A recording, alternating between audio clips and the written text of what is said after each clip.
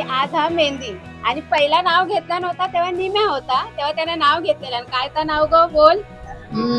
काचेच्या बशीत मेहंदीचा कोण, समोरचा विचारते हा मपके आहे कोण. तो आता इलो आणि त्याच्या नावाची ही काढल्या ना मेहंदी बघा. त्याच्या शोधूचा नाव. आता ही कसरत असते लग्नाच्या नंतरची. आणि आम्ही पण काढलं वा बघा, आमच्या हाताचे फोटो गमतले तुमका बघा.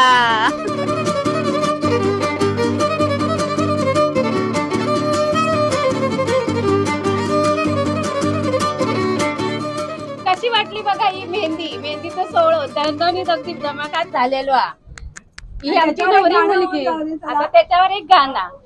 मेहंदी है रचने वाली हाथों में गहरी लाली, कल सखिया फिर सखिया हाथों में खिलने वाली है, तेरे मन में जीवन में नई खुशियाँ मिलने वाली है. ओ हरियाली बनो ले जाने तुझको सैया, आने वाले है सैया. पण नाही येत. आता काकींना काय बोलायचंय.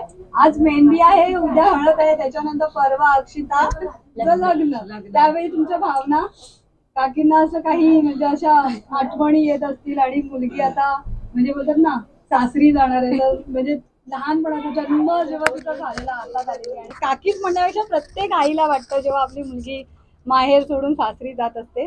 तर तुम्ही काय काय म्हणतात तिला मेसेज द्या चला, की जाताना तिने काय घेऊन जावं. एक आई सांगते ना की मुलीला जाताना की बाबा हा तुझ्यासाठी गुरुमंत्र आहे, तो आयुष्यभर लक्षात ठेव आणि सुखाचा संसार करता. हा गुरुमंत्र तुम्ही काय द्याल.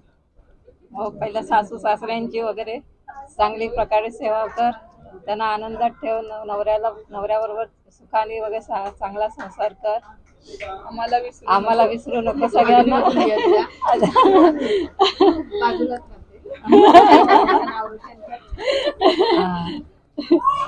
नक्कीच. आता मामींना पण काहीतरी सांगायचं आहे. मामी मगाचपासून फ्रॉन्टिंग करतायत, तर आता म्हटलं मामीच सांग.